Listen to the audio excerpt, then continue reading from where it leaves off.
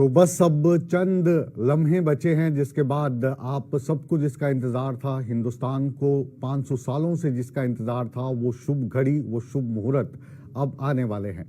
ये शुभ मुहूर्त क्यों है, कैसे है, क्यों आज के दिन को चुना गया और क्यों इस घड़ी के ये जो 84 सेकंड है इनका क्या महत्व है, इसके बारे में जानकारी देने के लिए हमेशा की तरह हमारे साथ सूर्य समाचार पर मौजूद हैं ज्योतिष आचार्य अशोक वासुदेवा जी। बहुत बहुत स्वागत है आपका हमारे इस विशेष प्रोग्राम में। और ये जय श्री राम, जय श्री राम के उद्घोष के साथ ये जो मुहूर्त है ये क्यों चुना गया, इसके बारे में आप हमारे दर्शकों को बताइए। और साथ ही साथ ये जो प्राण प्रतिष्ठा का ऐतिहासिक लम्हा है, इसके हम गवाह बनने जा रहे हैं, इसमें फिर से हम एक बार आपका स्वागत करते हैं। जी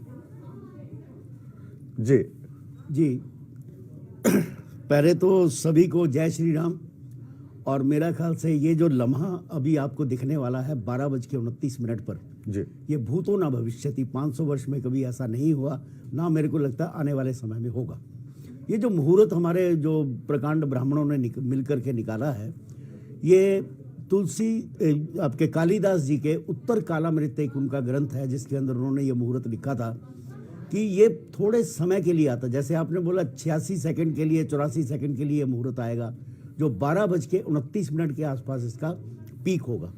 और इस मुहूर्त की खासियत क्या है कि सबसे पहले ये देखिए कि जो राम जी का जन्म है वो मृगशिरा नक्षत्र में है जी। और अभी भी आप जब बैठे हैं तो मृगशिरा नक्षत्र ही चल रहा है। और दूसरी बात अभिजीत मुहूर्त है, और अभिजीत मुहूर्त के साथ साथ आप देखेंगे कि अमृत सिद्धि योग, सर्वार्थ सिद्धि योग और अभिजीत मुहूर्त योग, ये भी कभी कभी देखने को मिलता है। वैसे रोजाना हमारे 27 नक्षत्र होते हैं और 28वां नक्षत्र हम अभिजीत को देते हैं। अब अभिजीत नक्षत्र के अंदर भी, क्योंकि ये एक जो मुहूर्त होता है तकरीबन 48 मिनट का होता है, जिसको 2 घटी बोलते हैं जी। आपने सुना होगा 2 घटी, वो जो पास आ बैठे, 2 घड़ी नहीं है, 2 घटी है वो। और 23 मिनट की एक घटी होती, 46 मिनट का एक पूरा 2 घटी हो जाती है। तो ये जो मुहूर्त है, ये 2 घटी का मुहूर्त है, इसके भी पीक का जो टाइम है वो 12:29 आज का है जी। और ये मुहूर्त जो चुना गया है इसके लिए, और इसमें देखिए जो सूर्य है वो सबसे ज्यादा इंपॉर्टेंट रहता है इसमें। उत्तराषाढ़ नक्षत्र के अंदर है जो धनु राशि से शुरू होकर के और मकर राशि के साथ में आज के दिन वो अपने एक तरह से बिल्कुल सेंटर बिंदु पॉइंट पर 12:29 पर आ जाएगा। और वहां पर जो मुहूर्त, जो इससे पहले जितने भी पूजन हुए हैं, जो विग्रह का पूजन होता है, कोई भी आप मूर्ति स्थापना करते हैं तो उसके अंदर लगभग समझिए 5 दिन या 11 दिन वो अनुष्ठान चलता है।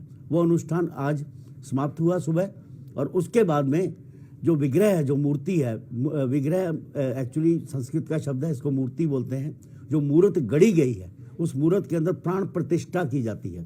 अब प्राण प्रतिष्ठा का तात्पर्य क्या हुआ कि निराकार से साकार भगवान का पूजन होता है। हम साकार रूप में एक मूर्ति के अंदर प्राण प्रतिष्ठा करते हैं। और प्राण प्रतिष्ठा में क्या होता है, जैसे मैं आपको बड़े लिटरल मीनिंग में समझा देता हूं। जिस समय बच्चा माता के पेट में जाता है तो कोई लोग 7 महीने, कोई 8 महीने के बाद में गोद भराई की रस्म करते हैं। अब देखिए गोद भराई की रस्म में क्या होता है, पूरे का पूरा बच्चा जो है उस तरह से पैदा हो जाता है। वही हम 5 दिन या 11 दिन उस मूर्ति के अंदर एक एक करके प्राण प्रतिष्ठा करते हैं। और प्राण प्रतिष्ठा जो आज के दिन होगी, इसके अंदर उनके अंदर प्राणों का आवाहन किया जाएगा। और प्राणों के आवाहन में 3 देवी देवता हमारे ब्रह्म, विष्णु और शिव जी। जो मेरे जैसे कम समझ के लोग हैं वो ये जानना चाहते हैं कि आमतौर पर जब हम आप जैसे ज्योतिष आचार्यों से बातचीत करते हैं, पंडितों से बातचीत करते हैं, पौष मास का बता देते हैं। यही चीज़ें कई जगह चल भी रही हैं कि पौष मास चल रहा है, लेकिन ये वाली जो घड़ी है इसमें इतना बड़ा ये कार्यक्रम रखा गया है, तो इसके पीछे जो पंडिताई है, ज्योतिष है, वो क्या है, वो आप आसान शब्दों में अगर हमें समझाएं। जी, मैं आसान शब्दों में बता देता हूँ आपको कि जब जैसे ही हमने पहले तो ये समझ लीजिए कि ये साकार पूजन है, ईश्वर का, भगवान का साकार पूजन है। श्री राम जी 496 वर्ष, लगभग 500 वर्ष के बाद में अपने गर्भगृह में प्रवेश कर रहे हैं एक 5 वर्ष के बालक के रूप में। अब 5 वर्ष का बालक तो हो गया जो वहां पर गर्भगृह में गए, तो उससे पहले उस मूर्ति का प्राण प्रतिष्ठा, मतलब उसके अंदर प्राण डाले जाते हैं। एक प्रतीकात्मक रूप नहीं है ये। इसको बस समझ लीजिए इस बात को कि प्रतीक तो है, वो प्रतीक तो निराकार का है, लेकिन वो साकार है। उन्होंने जन्म लिया इस धरती पर और मानव रूप में जन्म लिया। जब मानव रूप में उन्होंने जन्म ले लिया तो उनकी जो भी मूर्ति होगी उसके अंदर प्राण प्रतिष्ठा मेरे और आपकी तरह से होगा। ऋग्वेद के 10वें स्कंद में लिखा है। जी वासुदेव जी आपको रोकना चाहता हूँ क्योंकि मुझे लगता है कि वो घड़ी जिसका सबको इंतजार था उसका मंत्रोच्चारण हो रहा है, तो क्यों ना हम भी इसका लाभ उठाएं। बिल्कुल।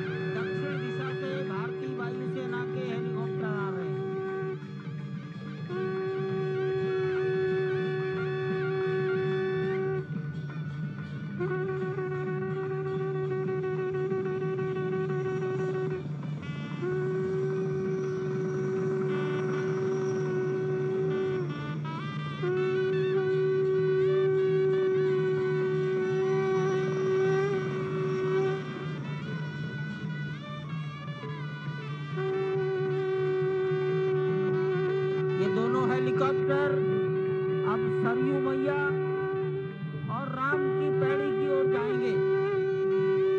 वहीं पर संपूर्ण भारत और संसार के मीडिया कर्मी अर्थात electronic media, print media, social media, YouTubers सब वहीं पर एकत्रित हैं।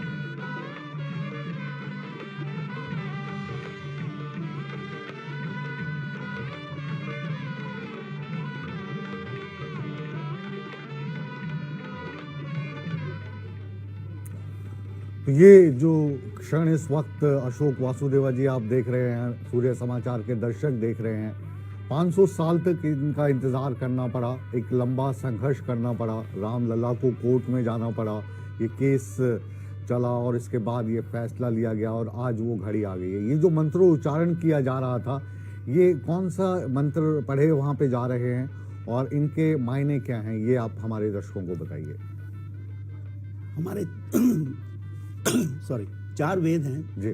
उसमें ऋग्वेद में वर्णन किया गया है कि ईश्वर को हम साकार रूप में क्यों देखते हैं। 10वें स्कंद में उन्होंने एक श्लोक लिखा है, यत् पिंडे तत् ब्रह्मांडे, यत् ब्रह्मांडे तत् पिंडे। ये जो हमारा पिंड है, जो हमारा शरीर है, जहां हम बैठे हैं, वहां से लेके सप्तऋषियों तक जो भी तत्व हैं वो हमारे शरीर के अंदर है जी। और इस साकार भगवान का जिस समय विग्रह, जब मूर्ति हम उसके अंदर प्राण प्रतिष्ठा करते हैं, उसमें भी जितने भी देवी देवता हैं, 84 लाख योनियां हैं, तो हमारे 33 प्रकार के देवी देवता हैं, जो जिनको कोटि बोलते हैं। 33 कोटि देवी देवता हैं, यानी 33 प्रकार के देवी देवता हैं। उसी तरह हमारे पैर के अंगूठे से लेकर के और हमारे ब्रह्मरंध्र तक, ये ब्रह्म स्थान तक जितने भी पावर पॉइंट है, जितने भी स्थान हैं, उनको जागृत किया जाता है। और आज का दिन जो रखा गया है, इसमें क्या होता है, इसमें जो 3 देव हैं हमारे, जो ट्रिनिटी जिसको बोलते हैं, ब्रह्मा विष्णु महेश,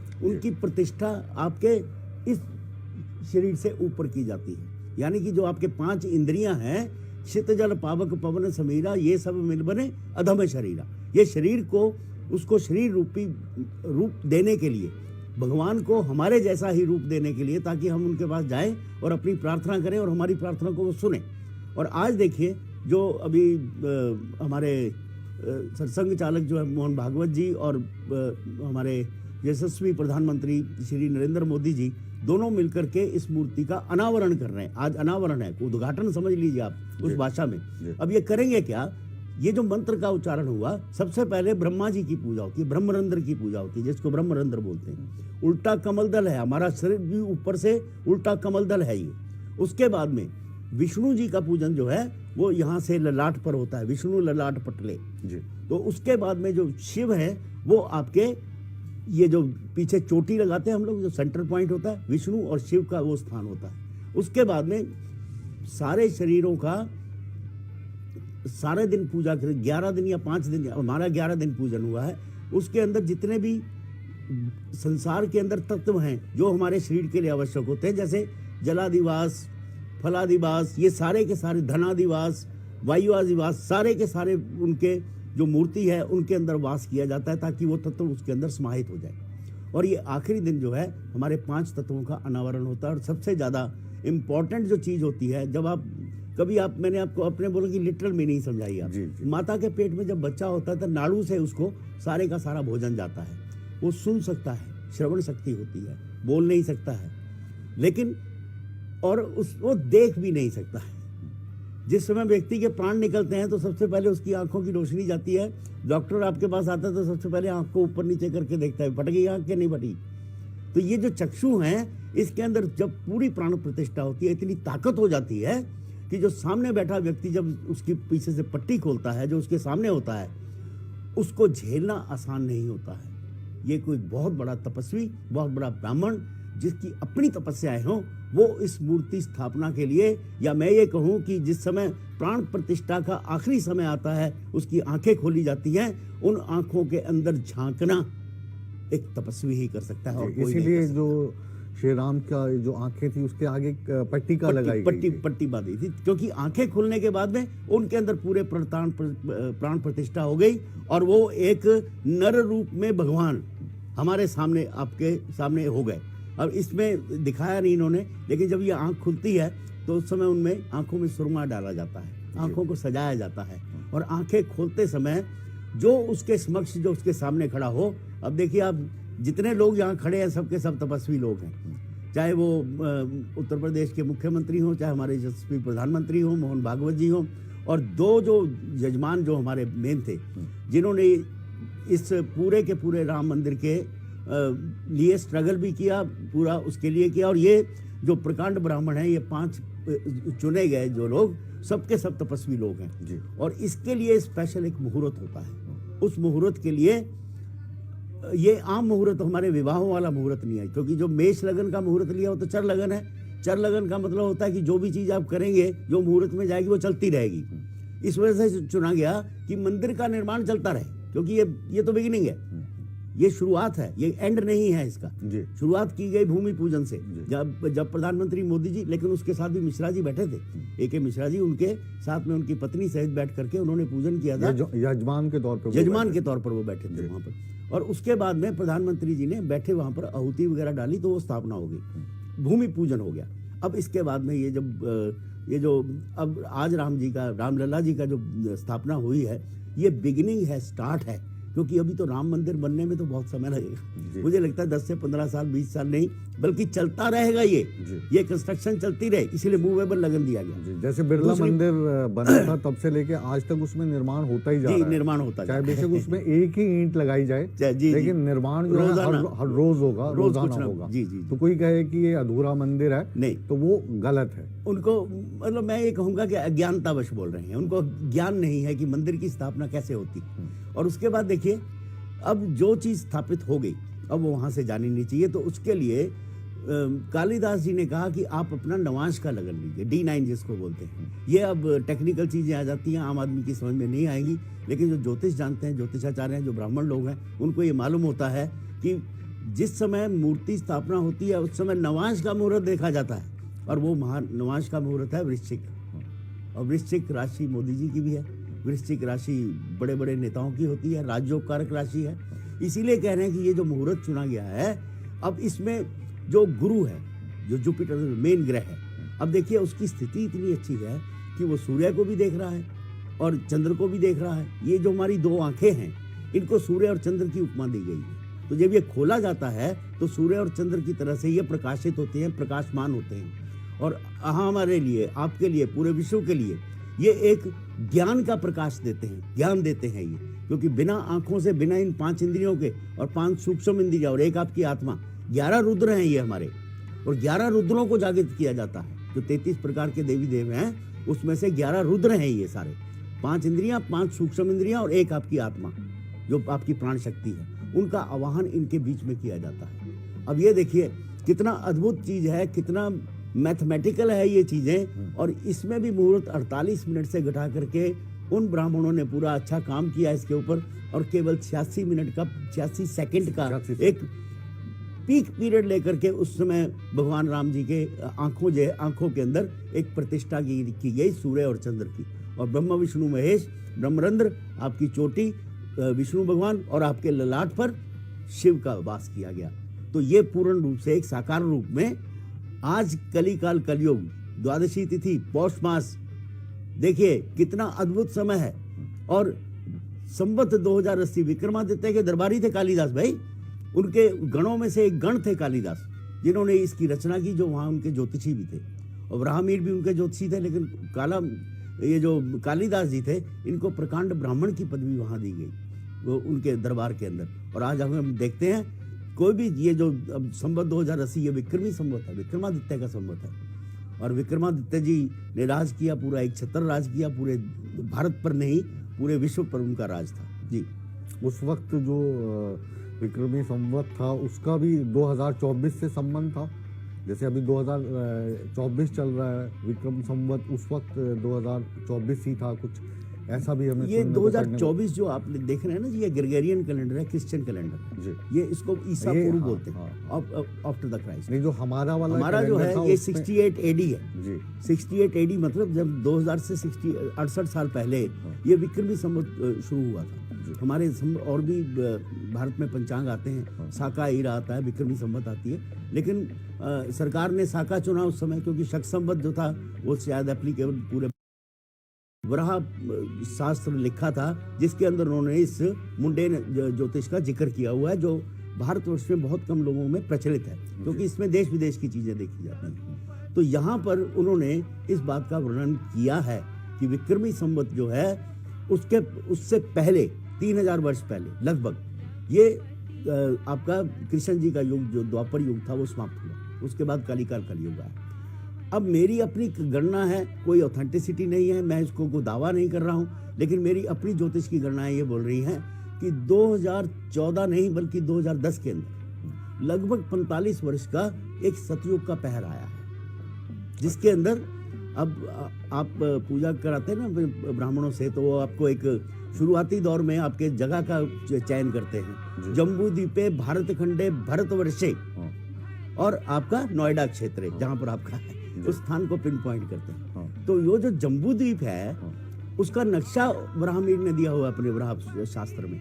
और वो जो नक्शा है उसके अंदर इस्तांबुल से लेकर के आप यहाँ ताशकंद चले जाइए, ये पूरी पेरिफेरी घूम जाइए, और उसके बाद में ये भारतवर्ष का नेपाल और पूरा हिमालय पर्वत से घूम करके ये एक द्वीप था जिसको जम्बू द्वीप बोलते हैं। और बड़ी अद्भुत चीज है कि कोई भी देवी देव, कोई भी गुरुजन, चाहे जीसस हो, मोहम्मद हो, चाहे कृष्णा हो, चाहे महात्मा बुद्ध हो, चाहे आदि शंकराचार्य जी हो, ये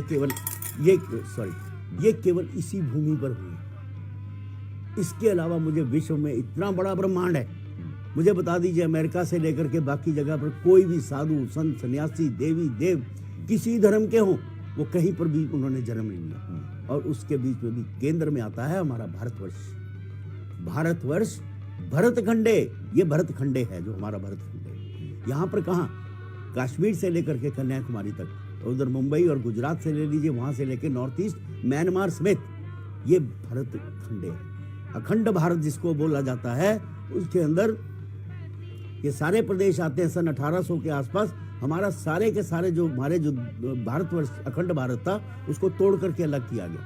और मैं ये सोचता हूँ, पता नहीं मुझे आपके माध्यम से इस चैनल पे बोलना चाहिए कि नहीं बोलना चाहिए मुझे नहीं मालूम, लेकिन आपने चांस दिया तो मैं अवश्य बोलूंगा।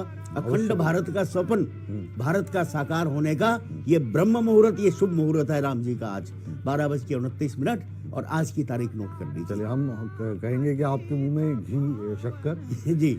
तो ये जो यात्रा रही, आप खुद मतलब इस यात्रा में गवाह के तौर पर, प्रतिभागी के तौर पर रहे हैं। 1990 से लेकर ये जो रामलला की मूर्ति को इस रूप में देखना चाहते थे, जो सपना आज साकार हुआ, वो जो संघर्ष की कहानी थी वो भी हमारे दर्शकों के साथ आप साझा कीजिए। जी, देखिए जब भारतवर्ष आज़ाद हुआ है 15 अगस्त 1947 को, तो पहला केस जो 1948 को डाला गया कोर्ट के अंदर कि भाई ये राम जी जो हैं, ये हमारा राम मंदिर है, इसको आप हिंदुओं को सौंप दीजिए और हम हमारे राम जी यहाँ पर विराजमान थे। अच्छा, 1948 में डाला गया था? 1948 में पहला केस डाला गया। लेकिन जब अंग्रेज भारत में आए, मुस्लिम ईरा चला गया हमारा, उसके बाद मैं अगर बिल्कुल करेक्ट हूँ तो 1800 शायद 56 या 58 के आसपास अंग्रेज़ों के पास भी ये मुद्दा गया था। वहाँ पर भी कोर्ट में, ये अंग्रेज़ों की कोर्ट में, मतलब था तो भारतवर्षी, वहाँ भी डाला गया था कि भाई ये राम जन्मभूमि ये हमें दे दीजिए। जहाँ से शायद उन अंग्रेजी शासकों के दिमाग में ये आया कि भारत के ऊपर राज करना है तो डिवाइड एंड रूल करिए, इनको धर्म में बांट दीजिए। ये इमोशनल सेंटिमेंटल लोग हैं, ये अपने धर्म में बह जाएंगे और हम आराम से राज्य करेंगे। वहां से ये संघर्ष ये था कि बांटो और राज करो, बांटो और राज करो जी। और इससे पहले का भी इतिहास है। जिस समय गुरु गोविंद सिंह जी का समय था, उस समय भी सिखों ने, जिस समय क्षमा चाहता हूँ, थोड़ा सा मेरे से कैलकुलेशन में गलती होगी, मैं गुरु नानक देव जी के टाइम की बात कर रहा हूँ। जिस समय बाबर यहाँ पर हिंदुस्तान के अंदर आए और इसको गिराया गया राम मंदिर को, उस समय भी सिखों की फौज, निहंगों की फौज जो थी, वो उनसे लड़ने के लिए वहाँ गई थी। उसके बाद गुरु गोविंद सिंह जी ने भी अपने फौज जो थी वहाँ पर भेजी थी इनसे लड़ने के लिए। तो वहाँ से ये संघर्ष नया नहीं है, ये संघर्ष बहुत पुराना है, जहाँ से ये चला आ रहा है। और उसके बाद देश आज़ाद होने के बाद में कुछ संस्थाओं ने इसको मांगा, लेकिन भारत की वर्ष की जो राजनीति थी, उन्होंने ये अलाउ नहीं किया कि भाई जो अंग्रेज देके गए डिवाइड एंड रूल, तो कोई भी भारतवर्ष के लोग इकट्ठे ना हो पाएं और हमारी संस्कृति को बचा नहीं पाए। लेकिन उसके बाद ये संघर्ष जारी रहा और संघर्ष चलते चलते ये जो नहीं होना चाहिए था, हिंदू मुसलमानों के बीच में बट गया। जबकि हमारे भारतवर्ष में जो भी लोग हैं वो भारतवर्षी, भारतवासी हैं, वो भारतीय, उनके भारतीय हैं, सबके हमारे पूर्वज एक हैं। हमारे में से भारतवर्ष में कोई ऐसा व्यक्ति नहीं है जो उस समय के तुर्की से या गल्फ से या वहां से आकर के उसने यहाँ पर राज किया। अधिकतर लोगों वो तो लूटे और चले गए। वश में करके, या आप कहें कि लालच देकर या जबरदस्ती धर्म कन्वर्ट करवाए गए, कन्वर्ट कराए, जो कन्वर्टेड ही हैं सारे। और आज भी देखेंगे उनके संस्कार, हमारे संस्कार मिलते हैं, भाषा मिलती है, हमारे उनका डीएनए मिलता है, नाम मिलते हैं, डीएनए मिलता है, वो सारी चीजें मिलती है। दूसरी बात, महाभारत में भी जिक्र आता है, गांधारी कहाँ थी, कंधार की थी।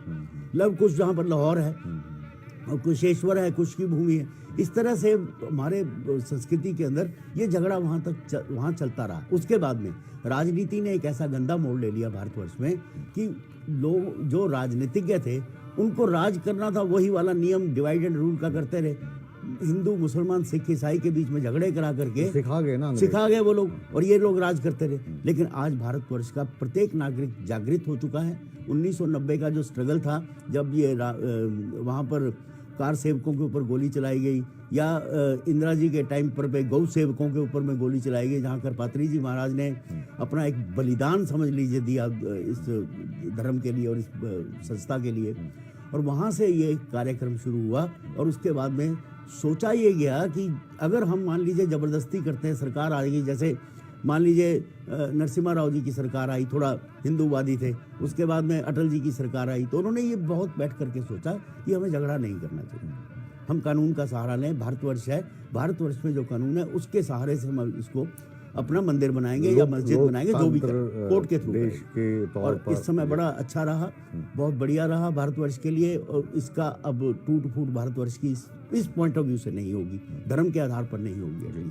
और होगी ज्ञान है, उसका लाभ उठाना चाहता हूं मैं, और सूर्य समाचार के जो दर्शक हैं उन तक भी वो लाभ पहुंचे जी। तो जो राम का जन्म है वो कब कहाँ कैसे हुआ, इसको भी आज हम इस शुभ घड़ी के मौके पर आपके मुख से जानना चाहते हैं। अब देखिए, इसका कोई सॉफ्टवेयर नहीं बना है आज तक। हमारे पास जो सॉफ्टवेयर जो available- हमारे पुराणों के मुताबिक है, पुराणों में भी क्या दिया गया है, जैसे मैं इस आज का जो साकार का पूजन हम लोग करते हैं, मूर्ति का जो पूजन करते हैं, अब देखिए मैं हमेशा लोगों से बोलता हूँ कि भाई आप कोई कैमरा लेकर के या आपका कोई कैमरा लेके कोई बैकुंठ धाम तो गया नहीं कि राम जी की फोटो खींच लेंगे, या वहाँ का कोई चित्र अवेलेबल नहीं है, तो फिर ये चित्र कहाँ से आया? तो ये चित्र कहाँ से आया? चरित्र चित्रण तो हो सकता है, कैरेक्टरिस्टिक्स हो सकते हैं एक व्यक्ति के या एक अवतार के, लेकिन चित्र कहाँ से आया? चित्र में भी ऐसा है जो वर्णन उनके रूप स्वरूप का किया गया है। प्रत्येक युग के अंदर ब्रह्मा विष्णु महेश का जो चित्रण किया गया है, त्रेता युग में राम जी का चरित्र चित्रण किया, रावण का चरित्र चित्रण किया, और यहाँ पर द्वापर युग में जिस समय कृष्ण जी का चरित्र चित्रण किया, वहां से उनकी वो मूरत और सूरत हम लोग लेके आए हैं। उसके बाद आज ये बोलता हूँ कि आज नहीं तो कल इसके ऊपर शोध चल रहा है, हम लोग शोध कर रहे हैं कि भारतवर्ष की जो हिस्ट्री है, इतिहास है, वैदिक इतिहास है, वो केवल विक्रमी संवत 68 एडी नहीं है। वो इतिहास लगभग 36,000 वर्ष का इतिहास है, जिसके अंदर सतयुग, त्रेता, द्वापर और कलयुग उसके अंदर आता है, जो 5100 वर्ष के करीब आता है।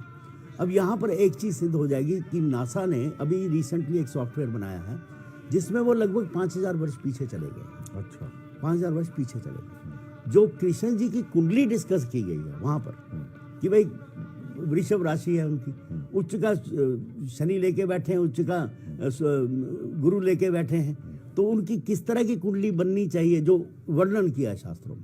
जब वो ग्रहों की स्थिति लगाई गई तो एग्जैक्टली वो कृष्ण जी का ईरा आता है जब कृष्ण जी पैदा हुए होंगे। अब इससे पीछे राम जी के जन्म पे जाना हो तो आपको कम से कम भी 10,000 साल 15,000 साल पीछे जाना पड़ेगा, तब जाके कहीं ये चीजें आपको मिल पाएगी कि एग्जैक्टली क्या है, विद प्रूफ, वैज्ञानिक प्रूफ के साथ। लेकिन हो जाएगा बहुत जल्दी ये भी। लेकिन जी को, श्री राम जी को विष्णु का अवतार माना जाता है, तो क्यों उनको विष्णु का अवतार समझा जाता है, इसके बारे में भी थोड़ी सी रोशनी डालिए। जी, अब देखिए क्या है कि अब इसके लिए मैं आपको थोड़ा सा पौराणिक कथाओं की तरफ को लेके जाता हूँ। जिस समय ऐसा बोला गया, क्योंकि हम लोग बिग बैंग थ्योरी को नहीं मानते हैं, कि जिस सृष्टि का जो निर्माण हुआ वो बिग बैंग थ्योरी नहीं हम मानते हैं। हम कहते हैं कि सृष्टि का निर्माण हुआ, हमारे ब्रह्मा विष्णु महेश, ब्रह्म सृष्टि के रचयिता हैं, विष्णु जी सृष्टि के पालक हैं, और शिव जो है वो सृष्टि के संहारक हैं। जिस समय एक पीक तक चीज पहुंचती है तो वो संहार करते हैं, दोबारा से चीजों को बनाते हैं। मतलब एक बनाते हैं, एक ब्रह्मा जो है बनाते हैं, विष्णु पालन करते हैं, पालन करते हैं, और जब पाप बढ़ जाए तो फिर विध्वंस करते हैं। शिव जो है उसका विध्वंस करते हैं। यानी ये तीनों जो है बैलेंस बनाते हैं। ब्रह्मा विष्णु महेश, जिसको अंग्रेज लोग गॉड बोलते हैं, GOD, generator, operator and destroyer. अच्छा, ओके, GOD है वो। अच्छा, ऐसे ही हमारे भी तीनों जो देवी देव हैं वो है।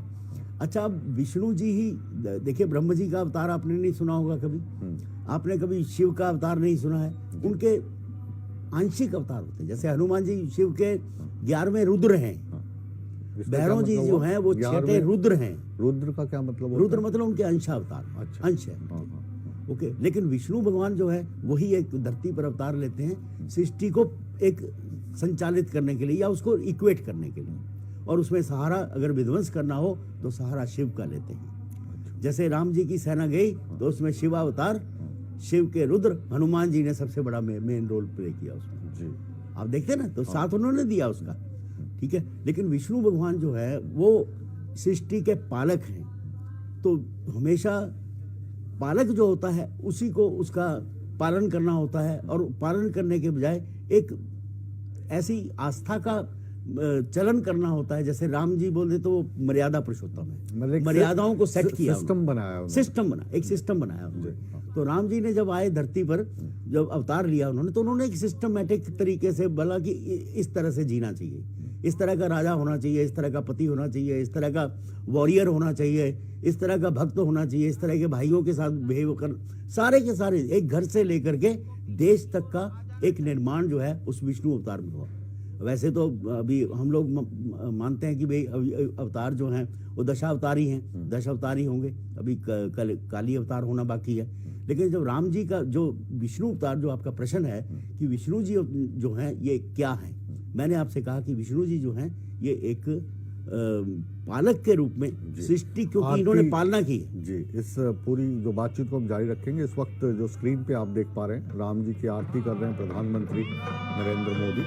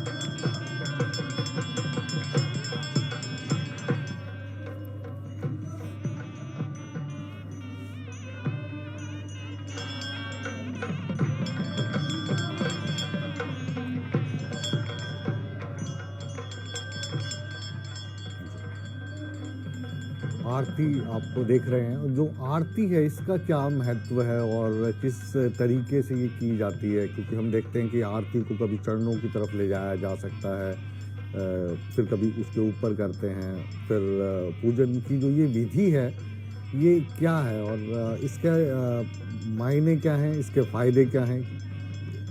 जी, अब देखिए, जब आरती अब आप करते हैं तो आप खड़े होकर के हमेशा आरती करते हैं और सामने आपके विग्रह होता है, आपकी मूर्ति होती है जिसमें प्राण प्रतिष्ठा हुई होती है। तो ये मान लीजिए कि सामने आपके ईश्वरी खड़े हैं, ईश्वरी ही है और आपके अंदर भी वही तत्व विद्यमान है जो उस मूर्ति के अंदर प्राण प्रतिष्ठा के बराबर हुए हैं। जब आप आरती करते हैं तो उसको आप अपने नाभि क्षेत्र से नीचे से लेकर के और ऊपर ब्रह्मरंध्र तक आप आरती करते हैं। नीचे 3 बार करते हैं और ऊपर से 3 बार करते हैं और ये 7 बार आरती होती है, 7 टाइम्स। जी, आपका शरीर के अंदर जो षट चक्र भेदन है, 6 चक्र आपके ब्रह्मरंध्र तक जाते हैं, भ्रुकुटी तक जाते हैं। उसके बाद जो 7वां चक्र है ये ब्रह्मरंध्र का है। आपको कर करके पूरे ऊपर से शरीर तक आप अपने जो आपके षट चक्र हैं उनका शुद्धिकरण होता है।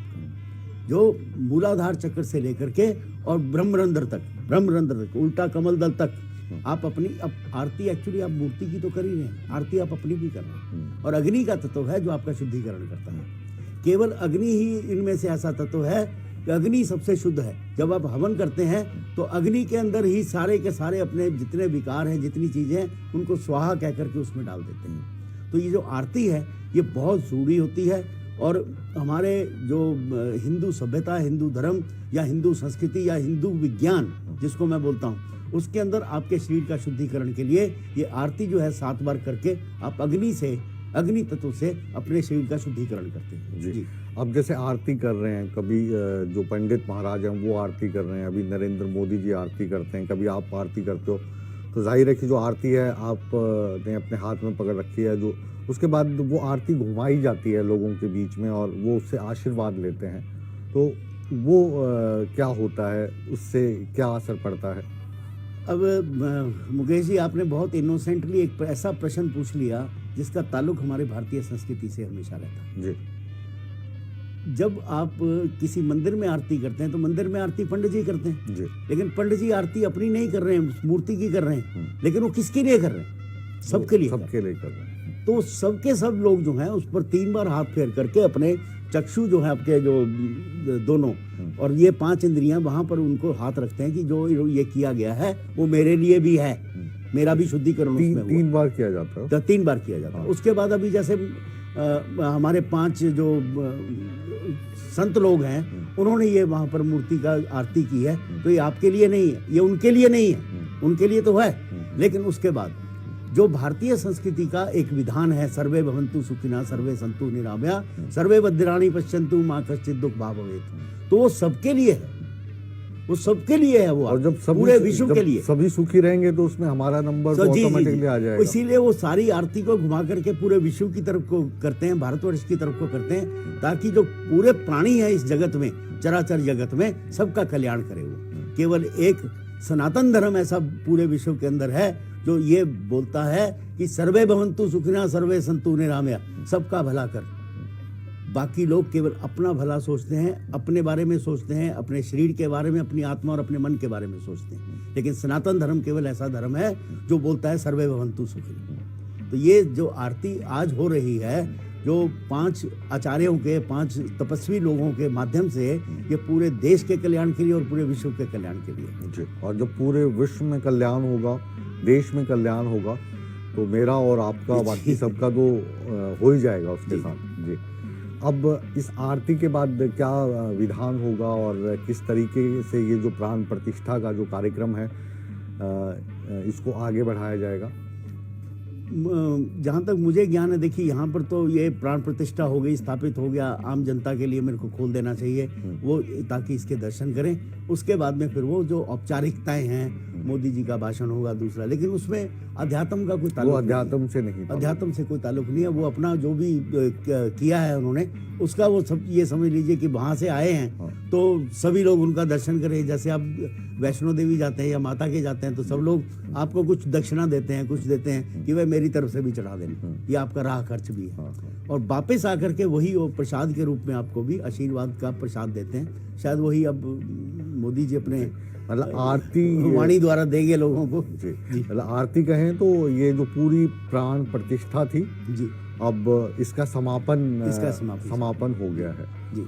और ये जो पूरा का पूरा ज्ञान हमने आचार्य अशोक वासुदेवा जी के मार्फत ग्रहण किया, आपको पहुंचाया, इसको भी अब हम समापन की तरफ ले जा रहे हैं।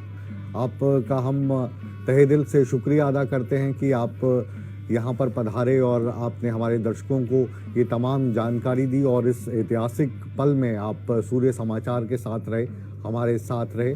हम आपका दिल से आभार व्यक्त करते हैं। लेकिन आप कहीं मत जाइए दर्शकों, बने रहिए, क्योंकि इसके बाद भी लगातार अयोध्या की महाकवरेज सूर्य समाचार पर लगातार जारी रहेगी। बने रहे हमारे साथ।